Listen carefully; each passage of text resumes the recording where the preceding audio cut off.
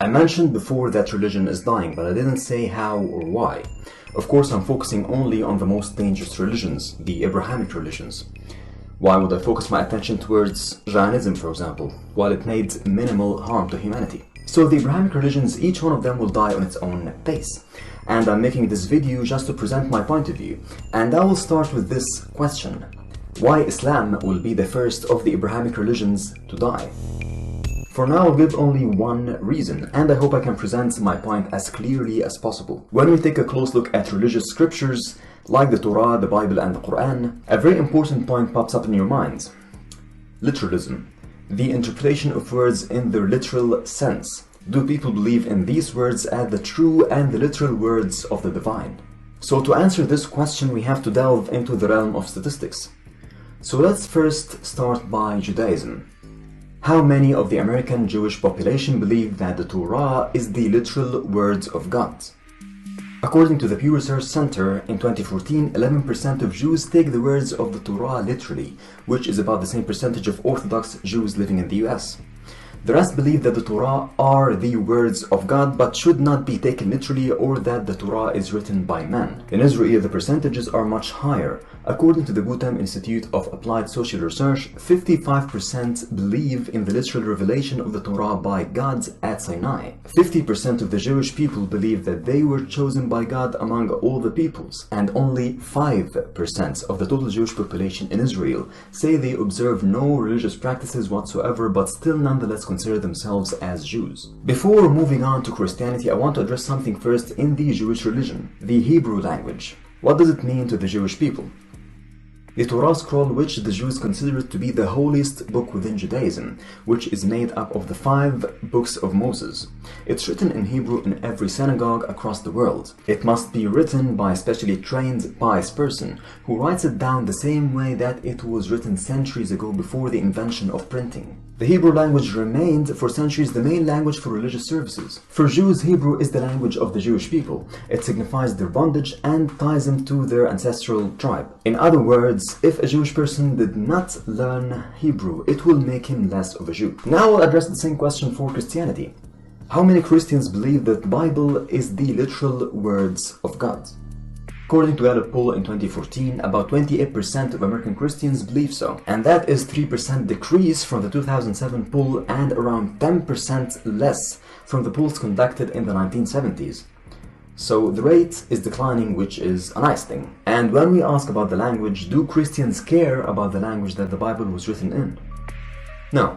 The main language that the New Testament was written in was Greek, and the Old Testament was written, as we said before, in Hebrew, and parts of it in Aramaic. And Christians now do not care about learning any of these languages. In fact, they care more about translating it to every other language. Almost in every country, the Bible is being read, used in the churches and religious ceremonies by the language of that country. And that goes back to the idea that Christians want to spread the religion as far as they can, unlike the Jewish people. So when the Bible got translated over and over from languages other than the original languages, the idea of biblical literalism became absurd.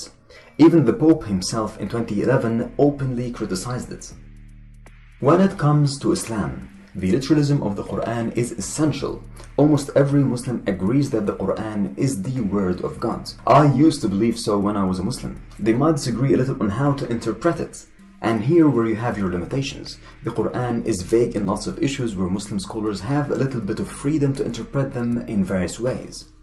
But what about the issues where the Quran is very obvious? Most scholars have to interpret them in their literal meanings.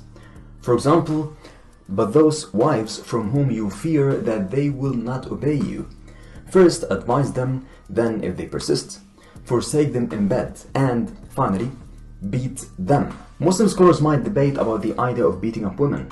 So they might say, for example, beat them in an unharmful way. But still, the Quran is overtly degrading women, and Muslim scholars cannot reform that. Why? And here's the dilemma of literalism. Because this is what God clearly said. How can a human change the words of God? Because definitely there's no one smarter or more knowledgeable than God.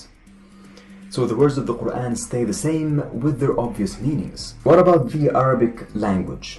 What does it mean to Muslims? And here we have something in common between Judaism and Islam. For Muslims, including the non-Arab ones, reading the Quran, praying, and doing almost all religious rituals must be in Arabic. Learning Arabic language is essential for every Muslim. It is even considered a sin if a non-Arabic Muslim speaker prayed in his mother tongue and refused to make any effort to learn Arabic.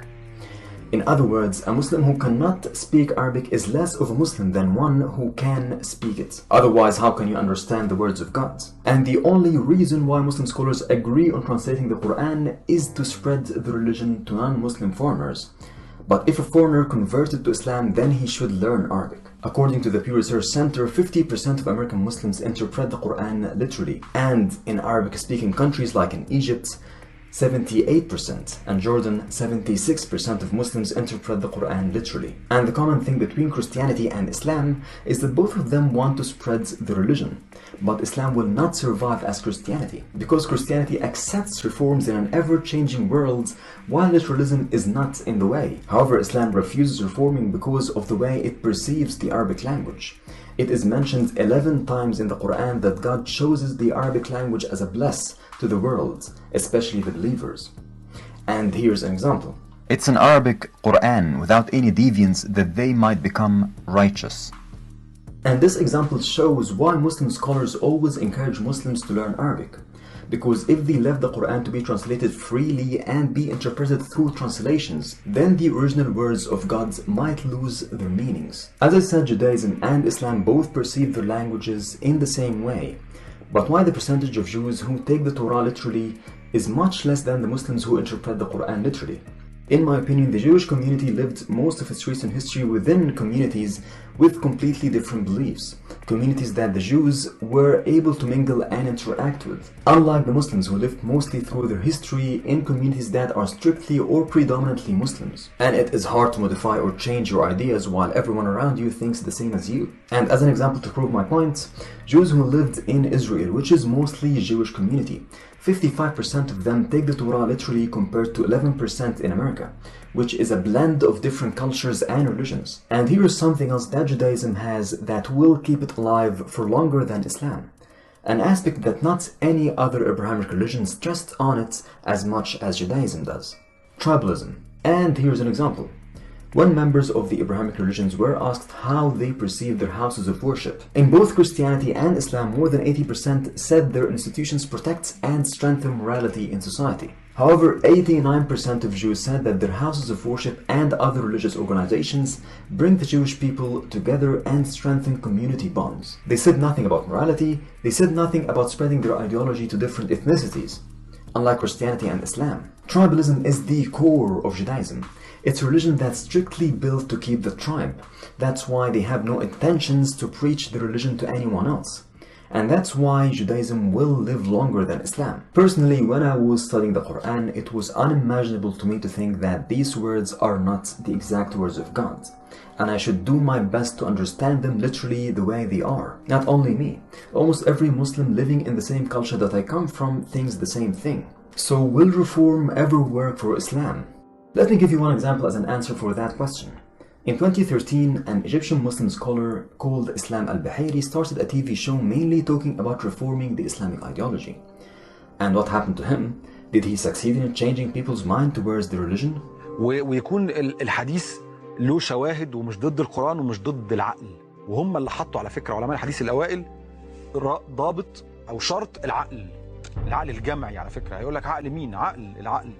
في حاجات لا تصدق. Maybe on a minimal scale. However, in 2015 he was jailed for a year upon the charges of blasphemy. And by the way, he didn't even dare to question the literalism of the Quran.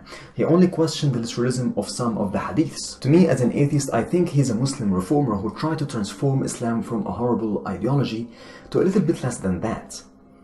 But to Muslims, he is a blasphemous and should keep his mouth shut. This is why I think that reforming Islam, at least in the Arab world, will have a little impact in changing the Islamic ideology and the Islamic behavior. It's a tool that we can use, but it's not the main one.